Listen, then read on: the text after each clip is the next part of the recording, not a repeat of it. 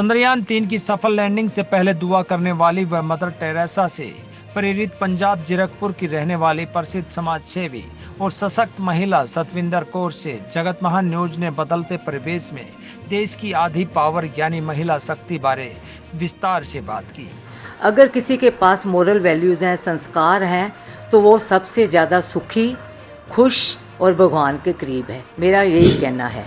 When my husband expired, I was 38, 39 years old and nowadays I am 65, 66 years old. जो power है वो भगवान ने वुमेन को ही दी।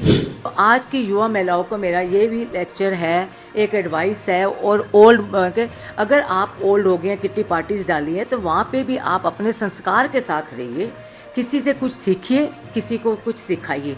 कहीं ये नहीं लिखा कि आप एंजॉय नहीं करो, अच्छे कपड़े नहीं पहनो या पार्टीज़ में अपने आप को उस रंग से नहीं ढालो। सतविंदर कौर जी, सबसे पहले आपका स्वागत है। थैंक यू सो मच भाई साहब जी। कुछ स्टार्ट करने से पहले जी मैंने 2-4 लाइनें लिखी थी, जी तो जस्ट आई वांट टू से जी। सरा वांग ए दुनिया जापे, क्या बात, सरा वांग ए दुनिया जापे, कई आंदे ते कई टुर जांदे, क्या बात। कुछ फुੱਲਾਂ ਵਿੱਚ ਰਹਿ ਕੇ ਵੀ ਨਹੀਂ ਹੱਸ ਪਾਉਂਦੇ, ਕੁਝ ਫੁੱਲਾਂ ਵਿੱਚ ਰਹਿ ਕੇ ਵੀ ਹੱਸ ਨਹੀਂ ਪਾਉਂਦੇ, ਕਈ ਕੰਡਿਆਂ ਵਿੱਚ ਰਹਿ ਕੇ ਅੱਛੀ ਜ਼ਿੰਦਗੀ ਨਿਭਾ ਜਾਂਦੇ। क्या बात है, बहुत बड़ी बात आपने बोली। सत श्री अकाल, नमस्ते, राम राम, good afternoon to everyone and all my listeners, readers and my हिंदवासियों, इंडियंस एंड स्पेशली महिलाएं। आज की जो वुमेन, उसको मैं प्राउड होके एक नमस्कार करती हूँ। जी, आपने एक इतनी बड़ी बात बोली है कि ये जो संसार है ये एक सराय के मुताबिक ऐसे है, सराय जैसा है जहाँ पर लोग आते हैं और चले जाते हैं, लेकिन कुछ लोगों के पास सब कुछ होते हुए भी वो खुश नहीं रह पाते हैं। तो आपके खुश रहने का राज क्या है सतविंदर जी? देखिए जगत महान चैनल, मैं बचपन से ही विद मोरल वैल्यूज़ के साथ बॉर्न एंड ब्रॉट अप हुई पटियाला में। और मेरे grandfather and after marriage my mother in law, father in law, उन्होंने इतनी मोरल वैल्यूज़ हमारे दिमाग में भर दी थी कि हमें जब ज्यों ज्यों बड़े होते गए तो हमें ऐसे लगा कि दुनिया में संस्कार के बिना कुछ भी नहीं है। अगर किसी के पास मोरल वैल्यूज़ हैं, संस्कार हैं, तो वो सबसे ज़्यादा सुखी, खुश और भगवान के करीब है। मेरा यही कहना है। आपके बारे में पता चला कि आपके पिता माता वो तो महान थे ही, आपको ससुर भी बहुत अच्छे मिले, आपके हस्बैंड भी बहुत अच्छे इंसान थे जिन्हें आप हमेशा याद करती हैं, जिनसे आप प्रेरित होती हैं। बच्चे भी आपके बहुत संस्कारी हैं। मतलब ये संस्कार ये कैसे, कहाँ से, किससे प्रेरित हैं आप सबसे ज़्यादा? सबसे ज़्यादा तो आई एम प्रेरित with one my mother Shrimati Narendra Kaur Julka and after marriage advocate Gyan Kaur my mother in law. And जैसे जैसे मैं बड़ी होती गई लाइफ में, when my husband expired I was 38, 39 years old and nowadays I am 65, 66 years old. तो I met once mother Teresa also in Calcutta when I was living there. तो mother Teresa से मैंने देखा कि इस औरत ने फॉरेन वगैरह होते हुए जब इंडिया में आए तो इसने पूरी कंट्रीब्यूशंस जो की सोसाइटी के लिए, वुमेन के लिए और हिंदुस्तान के लिए, वो बिल्कुल सेल्फलेस थी। उसमें उनका अपना कोई मकसद नहीं था। तो इस तरह ही मैं इन मोरल वैल्यूज़ के ऊपर करते करते आज मैं इस मकाम पे पहुंची हूँ कि जितना किसी को दे सकें उतना अच्छा है। महिला का काम क्या है? जो एक वुमेन है वो शी डज़ नॉट टेक, वो लेती नहीं है, उसका नाम है देने का। और एक जो पावर है वो भगवान ने वुमेन को ही दी है। मैं इस समय रिलीजियस टॉपिक्स पे नहीं जाना चाहती, मैं महिला के ऊपर बोलना चाहती हूँ कि आज जो टाइम है, जब हम 60s में थे तो हमने वो भी लाइफ देखी। आज की कई महिलाएं अबव 60 हो रही हैं, 55 हो रही, तो मेरे को एक ही क्वेश्चन पूछते हैं, मैडम आप इतनी बड़ी होकर भी इतना खुश रहते हैं, हम तो 55, 45 में ही ऐसे लगता है बूढ़े हो गए, अब तो हमारा लाइफ में कुछ बचा ही नहीं है। नो, ये उनकी थ्योरी बहुत गलत है, क्योंकि उनको प्राउड फील करना चाहिए। हमने 60 की लाइफ देखी, 80 की लाइफ देखी, उसके बाद हमने 2012 की लाइफ देखी, जिस समय नए नए कंप्यूटर्स, टीवी। जब हम पैदा हुए तो उस समय टीवी तो दूर की बात है, मोबाइल तो दूर की बात है, फ़ोन भी नहीं होते थे, साइकिल ही होती थी। तो हमने प्राउड फील करना चाहिए कि हमने 2000 वाली लाइफ भी थे कि 2010 की भी, और अब जो हम देख रहे हैं 2020, 23 पूरा हमारा जो हिंदुस्तान है ग्लोबलाइजेशन हो चुका है, कंप्यूटराइज सारा चल रहा है। आज इंडिया में हर काम ऑनलाइन हो रहा है।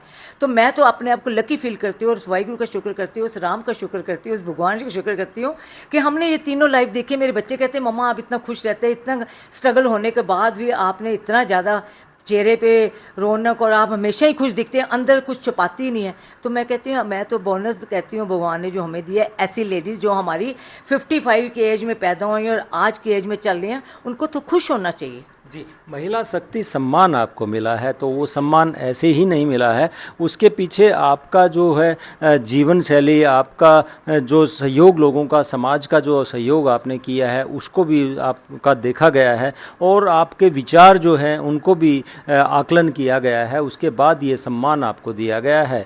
तो आप किस तरीके से समाज को छोटी छोटी खुशियाँ देते रहे हैं जिसके कारण समाज ने आपको ये सम्मान दिया? सबसे बड़ी बात है, देखो महिला जो आज की है उसको इसलिए प्राउड फील करते हैं कि चांद तक पहुंच गई है हर फैक्टर में। हमारे गुरु नानक देव जी कहते थे और राम भगवान भी यही कहते थे कि इंसानों को, जो आज की दुनिया कलयुग में चल रही है, इसमें औरत को equality, unity and no differences का ओहदा पूरा देना चाहिए। उसमें कोई भेदभाव नहीं होना चाहिए। औरत भी एक as a good human being man के साथ शोल्डर के शोल्डर लगा के चलिए। और सबसे बड़ी बात है, मेरा ये राज इस तरह है कि मैं जब भी किसी शहर में भी गई हूँ, जैसे जैसे मेरी लाइफ विदाउट हस्बैंड, जब उनकी डेथ हो गई शिप में अंडमान निकोबार में, तो मेरे को दुनिया अच्छी मिली क्योंकि पहले मैं अच्छा सोच के निकलती थी। घर में भी जब कहीं जॉब करने जाती थी वहाँ पे भी मैं कहती थी मैं खुद अच्छी होंगी तो मेरे को अच्छे लोग मिलेंगे। तो इस तरह मेरे को दुनिया बहुत अच्छी मिली। पहले औरत को देना पड़ता है, सेक्रीफाइस करना पड़ता है, फिर जाके उसको ये सब कुछ मिलता है। तो मैंने हमेशा कभी एक्सपेक्ट नहीं किया लाइफ में। कई बार, एक बार स्टेज में मैं स्पीच दे रही थी, कुछ महिलाएं मेरे पास आई, मैडम हमारे भी हस्बैंड की डेथ हो गई, कहीं हमारे हस्बैंड ने डिवोर्स दे दिया, या हमने तो इसलिए शादी नहीं की कि आजकल के ज़माने में। तो मैंने उनको ये बोला कि देने वाला कौन है, आपका हस्बैंड देने वाला है या आपके पेरेंट्स देने? उन्होंने हमें सिर्फ संस्कार दिए हैं और संस्कार देंगे। जी अगर आपने अडॉप्ट किए हैं तो बहुत अच्छी बात है, जी अगर आपने नहीं अडॉप्ट किए तो अब से आज से शुरू कर दो। पर मेरे हस्बैंड के बात अगर आप करते हो कि मैं कैसे, मैंने यही बोला कि जब मेरे हस्बैंड की डेथ हुई 1997 1 जनवरी में जी, तो मैंने मन में ठान लिया, मैं मंदिर भी गई और मैं गुरुद्वारा भी गई। तो कुछ लोगों ने मेरे को क्रिटिसाइज़ भी किया कि सिखनी होके तो गुरुद्वारा छोड़ के मंदिर भी गई है, क्योंकि मेरे को उस समय दो रास्ते में मेरे घर के वही आते थे। तो मैं दोनों में गई। तो मैंने भगवान राम को यही प्रार्थना की, मैं अपने गुरु ग्रंथ साहिब के आगे भी ये अरदास की कि हे भगवान, मेरे दादाजी कहते थे दुनिया तुम आए हो, चाहे आदमी हो चाहे औरत हो, ऐसे करते रहना, ऐसे नहीं करना। तो बस मेरे हस्बैंड के बाद मुझे इतनी शक्ति देना कि मैं सारे काम आप करूं और मेरे को अच्छी दुनिया मिले और मैं देती ही रहूं, लेने का नाम ना सोचूं। तो जब मेरे को कहने लगे कई फ्रेंड्स या सर्कल में महिलाएं कि मैडम हमारे में तो इतनी हिम्मत नहीं, हम तो पूरा हिस्सा मांगते हैं, हमें ये, मैंने उनको एक चीज़ की एडवाइस दी कि जब आपके हस्बैंड ही नहीं रहे, जो आपके हस्बैंड की चीज़ है वो तो ऊपर से ना राम आके ले सकता है ना गुरु नानक ले सकता है, लेकिन जो आपकी जॉइंट है उसमें आप क्यों एक्सपेक्ट करते हैं? जब आपके हस्बैंड ही उस जॉइंट प्रॉपर्टी में नहीं रहे या जॉइंट दुनियादारी में नहीं रहे, उस एनवायरनमेंट में रही, तो फिर आपको एक्सपेक्ट नहीं करने, आपको एक्सपेक्ट भगवान से करना चाहिए। जी, आपको इस तरीके की मतलब चीज़ों ने आपको ताकत दी और आप मजबूत बने। लेकिन इस स्मार्ट जनरेशन के बीच में मणिपुर जैसी कुछ घटनाएं हो जाती हैं, तो इस तरह की घटनाएं महिलाओं के साथ होती हैं तो कभी आपका मन उद्वेलित होता है और क्या सोचता है, क्या होना, समाज को क्या करना चाहिए? नहीं, मैं ये चाहती हूँ कि जो अगर महिला आज पढ़ी लिखी है, एक हर फील्ड में आगे बढ़ रही है, पर जिनके साथ अगर कोई अत्याचार हो रहे हैं या जिनके साथ इंसाफ़ी नहीं हो रही, इनजस्टिस हो रहा है, तो मैं चाहती हूँ कुछ ऐसे हमारी महिलाएं यूनिटी बनाए या एनजीओ खोलें जिसमें हमें खाली डोनेट नहीं करना, कुछ जाके लोगों को अच्छे अच्छे संस्कार दे के उनको असली वैल्यू बताई जाए कि जो औरत का एक हक बनता है उसको दिया जाए और जो नहीं बनता, ये नहीं कि मतलब आप सोचो कि एक औरत जो है पैर की जुती है, वो ज़माने अब चले गए, क्योंकि आज की लड़कियां पढ़ी लिखी हैं और मोढे के साथ मोढा मिला के हस्बैंड के साथ कमाती हैं। अब अगर आप अच्छे डॉक्टर्स को मिलते हो, अच्छे इंजीनियर्स को मिलते हो, आईटी के लोगों को मिलते हैं, मैंने पूरा वर्ल्ड घूमा है अपने हस्बैंड के साथ, पूरा इंडिया घूमा है। I have met so many good people also and good couples. तो मेरे को कहते हैं आंटी आपसे बहुत सारी अच्छी बातें सीख लो, तो आप हमारे साथ बैठा करो। तो मेरी फ्रेंड्स कहीं कहती हैं आपको तो ये यंग जनरेशन आपको बुलाती है, क्योंकि उनको मैं ऐसे तरीके से मोटिवेट करती हूँ, मैं कहती हूँ देखो अगर तुम बाहर से पहले आ गए हो तो वाइफ थोड़ा लेट आई है तो ना तो मदन ला का क्वेश्चन बनता है, उससे क्वेश्चन पूछे। जितना क्वेश्चन आप औरत से करोगे उतना क्वेश्चन में आप डूबोगे। जी तो सतविंदर जी, आपने बहुत अच्छी बात एक की है कि कामकाजी जो महिलाएं हैं वो आजकल सामंजस्य जो परिवार में जब बैठा पाना होता है वो कई बार नहीं बैठा पाते हैं और परिवार विखंडित हो जाता है। हाँ। तो ऐसे में आप क्या सलाह देती हैं कि परिवार को कैसे सामंजस्य बैठाएं, क्या देखो करना मैं तो ये समझाऊंगी कि देखो अगर वीकडेज में 7 डेज में से 5 डेज वो काम करते हैं, थकी हारी आती हैं, अगर उनको थोड़ी सी लव मिल जाता है, थोड़ा सा अफेक्शन मिल जाता है, थोड़ी सी रिस्पेक्ट मिल जाती है, चाहे उनके घर में एल्डर्स होते हैं या छोटे होते हैं या हस्बैंड से, तो उसका स्ट्रेंथ और बढ़ता है कि मैं वर्क हार्ड करूं, ज़्यादा से ज़्यादा टाइम अपनी फैमिली को भी दूं, बच्चों को भी दूं और आगे तो वो अपने आप टाइम निकालना शुरू कर देगी। तो मैं चाहती हूँ कि अगर कोई वर्किंग वूमेन है ना तो उसके लिए सबको साथ देना चाहिए, क्योंकि जे अगर हस्बैंड एक 50,000 कमा रहा है, साथ में वाइफ 45 कमा रही है, तो फ्यूचर किसका बढ़ेगा। मैं बड़ों को ये शख्सियत देती हूँ जो बड़े हैं उनके घर में कि आपके पोते पोतियों का, आपके दोते दोतियों का फ्यूचर उज्जवल होगा ना। डबल मनी जब आएगी, एक आदमी के आएगा, पहले कमाता था 10 खाते थे तो कैसा होता था, आज अगर 2 आदमी मिलकर 2 बच्चों को अच्छा स्टडी वाइज उनको देते हैं, अच्छी लाइफ देते हैं, फिजिकली उनको फिट बनाते हैं, तो वो उसकी जिम्मेवारी साथ में वुमेन भी है, तो उसके सबके फैमिली वालों को साथ देना चाहिए। जी सतविंदर जी, जिस प्रकार से आप एक सफल प्राचार्य रही हैं, एक सक्सेस प्रिंसिपल रही हैं, तो आज के जो सिस्टम है, जो स्कूल्स हैं, जो बच्चों की एजुकेशन है, अभी भी आप कुछ बच्चों को फ्री ट्यूशन पढ़ाती हैं और फ्री मतलब जो भी बच्चों को शिक्षा या बड़ों को जो भी शिक्षा दी जानी चाहिए वो देती हैं। तो क्या सोचती हैं आज की एजुकेशन के बारे में और किस तरह का उसमें बदलाव आना चाहिए? देखिए जब मैं दिल्ली से शिफ्ट होके mount Abu modern defence senior secondary school में गई तो मैंने अपने डायरेक्टर को, स्कूल के ऑनर को बोला कि मैं जब भी कोई क्लास में टीच करने जाऊँगा as a headmistress when I joined, तो पहले तो मैं टीचर्स को ट्रेन करूँगी विद मोरल वैल्यूज़, फिर स्टूडेंट्स को मैं हमेशा 5 मिनट्स पहले क्लास स्टार्ट होने से, और बच्चे इतने ध्यान से सुनते थे, क्योंकि आम टीचर का मेरा ये मैसेज है कि क्लास में जाते ही उसका होमवर्क के पीछे पड़ जाओ, या क्लास में जाते ही कल जो क्वेश्चन याद किए थे वो मेरे को बताइए, तो बच्चे घबरा जाते हैं। हमें according to their IQ level और EQ लेवल, IQ लेवल होता है इंटेलिजेंट क्वोशेंट और EQ लेवल होता है इमोशनल क्वोशेंट। आज की यंग जनरेशन में अगर 10th में मार्क्स कम आते हैं तो पेरेंट्स से डरने लग जाते हैं। जिस स्कूल में 2 बार फेल होते हैं, टीचर से डरते हैं, फिर प्रिंसिपल से डरते हैं, तो कितना बुरा उनका नेगेटिविटी का रिजल्ट निकलता है। कहीं बच्चे सुसाइड कर लेते हैं, कहीं के पेरेंट्स इतना घबरा जाते हैं कि बच्चों को इतनी ट्यूशन्स लगा देते हैं और बर्डन वाला हो जाता है। हमने बच्चों को उस तरह से बड़ा करना है एजुकेशन के साथ कि उनको थोड़ा मोरल वैल्यूज़ भी आएँ। अब मोरल वैल्यूज़ में क्या है कि पहले हमने बच्चों को ये सिखाना है कि हार्ड वर्क नेवर फेल्स, जितनी आप मेहनत करोगे उसको सक्सेस तो आपको मिलनी है। दूसरा, life is to go forward, आपको आगे बढ़ना है तो आपको हार्ड वर्क करना पड़ेगा।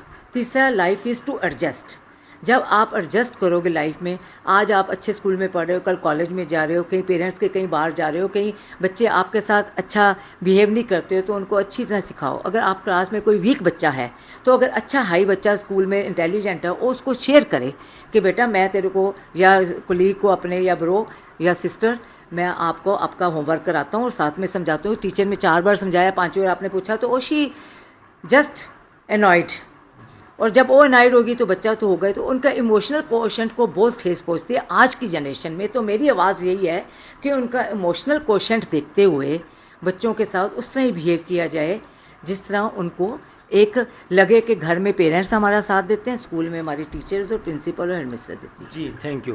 आप जिस प्रकार से मदर टेरेसा को जो है अपनी प्रेरणा स्रोत मानती हैं, तो एक संभ्रांत परिवार की जो महिलाएं हैं वो आजकल दरअसल किटी पार्टी या दूसरी क्लब्स में जाना या दूसरी चीज़ों में व्यस्त रहती हैं, तो ऐसी महिलाओं को आप क्या कहना चाहेंगे, जबकि आप एक संभ्रांत परिवार से आती हैं लेकिन आपके संस्कार कुछ दूसरे तरह के हैं जो समाज के लिए आप समय देती हैं, तो ऐसी महिलाओं को या बाकी जो समाज है उसको क्या कहना चाहिए? देखिए, किसी ग्रंथ में नहीं लिखा कि भगवान ने आपको दुनिया में भेजा है और आपने अपने कर्म नहीं करने। हमने कर्म जो करने हैं वो अपने मोरल वैल्यूज़ के साथ करने हैं, पर किसी ग्रंथ में ये भी नहीं लिखा कि आपको भगवान ने सब कुछ दिया है तो आपने लाइफ को एंजॉय नहीं करना। जब आपका आज का ज़माना है कि अगर आप अच्छा कुछ करते हो उसका फल अच्छा मिलता है, आप पार्टीज़ में भी जाते हो, इवेंट्स में भी जाते हो, वहाँ का जैसे माहौल होता है आप अपने को चेंज करना चाहिए। जैसे मैं कहती हूँ प्रेयर चेंजेस थिंग्स, एक अरदास है, एक प्रार्थना हमारी चीज़ें चेंज कर देती है। तो आज की युवा महिलाओं को मेरा ये भी लेक्चर है, एक एडवाइस है, और ओल्ड के अगर आप ओल्ड हो गए हैं, किट्टी पार्टीज़ डाली हैं, तो वहाँ पे भी आप अपने संस्कार के साथ रहिए, किसी से कुछ सीखिए, किसी को कुछ सिखाइए। कहीं ये नहीं लिखा कि आप एंजॉय नहीं करो, अच्छे कपड़े नहीं पहनो या पार्टीज़ में अपने आप को उस रंग से नहीं ढालो, पर एक लिमिट में, टाइम पे, हर जगह एक एनवायरनमेंट के साथ आपको ज़िंदगी का एक बिहेवियर यूज़ करना चाहिए। जी सतविंदर जी, हमारे देश की सुनीता विलियम्स जो है वो अंतरिक्ष यात्री रही अमेरिकन स्पेस मिशन में। कल्पना चावला ने जो है इतिहास रचा, एक हादसे में उनकी जान चली गई, लेकिन आज पूरा देश जो है, भारत देश एक इतिहास रचने वाला है। चंद्रयान जो है आज चंद्रमा की धरती को छूने वाला है। तो ऐसे में आप क्या 6:04 पर वो चंद्रमा के पास लैंड करेगा, उस लैंड में जो ऊपर की एक ब्रह्मांड है। हाँ जी बताइए। जी, तो आप उसमें क्या आप अपनी तरफ से अरदास करना चाहेंगे अपने वाहिगुरु से कि वो सही तरीके से, सफल तरीके से वो अपने मिशन में कामयाब हो? देखिए, सबसे पहले जब लास्ट टाइम एक चंद्रयान फर्स्ट गया था तो कुछ प्रॉब्लम या कुछ ऐसे रिस्ट्रिक्शंस की वजह से या कुछ भी जो भी अड़चन आई रास्ते में, उसकी वजह से सक्सेसफुल नहीं हुआ। पर इस बार जब आज मैंने सुना कि 6:04 पे चंद्रमा में लैंड करेगा, तो मेरी यही विश है उस वाहिगुरु आगे, उस राम के आगे और उस जीसस क्राइस्ट के आगे और हज़रत मोहम्मद के आगे और कृष्ण के आगे, कि जिन्होंने, क्योंकि आपको ये पता है कि आजकल दुनिया बहुत बार सेट हो रही है, कितने लोग हमारे जितने यूथ है वो USA, UK, कनाडा सेट हो रहे हैं। और आपने न्यूज़ देखते होंगे कि ज़्यादातर हमारे इंडियंस हैं, जो साइंटिस्ट हैं, डॉक्टर्स हैं, वो भी इंडियंस हैं, और जो ITC में या IT में काम करते हैं वो भी इंडियंस हैं, जो एडवोकेट्स हैं। तो साइंटिस्ट में से मैं यही कहूँगी कि अगर हमारे इंडिया का बहुत ज़्यादा योगदान है, और इंडियंस जो हमारे साइंटिस्ट हैं वो the best, and they are best, and they will be the best, and one day they will get good success. और आज जो शाम को 6:04 लैंड करने वाले हैं, मेरी उस वाहिगुरु आगे, उस गॉड और ऑलमाइटी के आगे अरदास है कि ये सक्सेसफुल हो और उन साइंटिस्ट को इतना नाम मिले कि God bless our Indian scientist and give them strength and happiness and health in everywhere and today's project. जी, पूरा देश आज ये दुआ कर रहा है, आपने भी प्रे की, और हमें पूरा भरोसा है कि अभी हम प्रे कर रहे हैं और वो चंद्रयान 2 जो है अपने सफल तरीके से अपने मिशन में कामयाब होगा। आप अपने 60 साल के इस कार्यकाल में, जीवन के इस अहम दौर में आपने बहुत अच्छे इवेंट में भी भाग लिया, बहुत अच्छे जीवन भी जिया, कुछ बड़ी त्रासदियाँ भी आपने झेली, उसके बावजूद आप खुश हैं, और हम कहेंगे कि आप इसी प्रकार से आगे भी हमेशा खुश रहें, और आप दूसरी महिलाओं के लिए ये आकर्षण का केंद्र बनी रहें कि ये महिला इतनी खुश कैसे है, ये महिला इतना अच्छा कैसे कर लेती है, क्योंकि आप उनके लिए प्रेरणा स्रोत ऐसे ही बनती रहें। तो क्या एक मैसेज आप समाज को क्या कहना चाहिए? ये एक आगे भी मैंने मैसेज फॉरवर्ड किया था। मैं सब महिलाओं को यही कहूँगी कि जब आपको कोई भी कुछ कहता है, एक तो आपने दूसरों के लिए नहीं जीना। ये दुनिया में अगर हम आए हैं तो हमने अपने लिए, अपनी फैमिली के लिए अगर कुछ अच्छा करते हैं, दुनिया के लिए कुछ अच्छा करें। तो जब आपको कोई कुछ कहता है तो एक ही फंडा मेरा है कि आज अगर मैं फिट हूँ और हैप्पी हूँ, हेल्दी हूँ, खुश हूँ, कि if someone say something to you, अगर आपको कोई कुछ कहता है तो अब सबसे पहले आपने रिएक्ट नहीं करना। रिएक्ट का मतलब है कि आपने मुड़ के जवाब नहीं देना।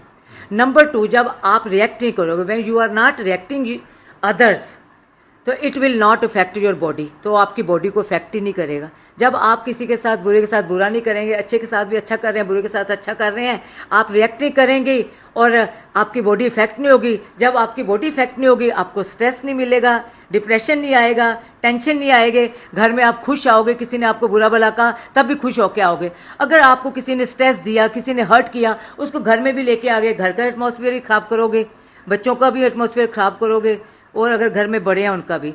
तो मेरा एक ही सिंपल लास्ट 2 लाइन्स में मैसेज है, if someone says something to you, please don't react and don't effect your body. जी, thank you so much Jagat Mahan ji. I am proud of you and I always wish for your health and for your channel as well as for your newspaper also. जी। तो दर्शकों, ये थी सतविंदर कौर, जो कि एक strong महिला हैं, और इनको जानने के लिए, इनके विचारों को जानने के लिए मैं पहुंचा हूं यहाँ 250 किलोमीटर दूर, और जैसा मैंने सोचा था वैसा इनको मैंने पाया। और कितने अच्छा एक मैसेज दिया कि आप कभी भी कोई सामने से आपको कुछ कहता है तो इतना जल्दी उस पर रिएक्ट नहीं करना चाहिए, जिससे आप स्ट्रेस से बचे रहेंगे। बहुत शानदार मैसेज। देखते हैं आगे भी सतविंदर कौर इसी प्रकार से समाज के लिए कुछ ना कुछ करती रहें, यही हमारी दुआ है। जगत महान न्यूज़ के लिए जीरकपुर से तेजवीर सिंह, नमस्कार।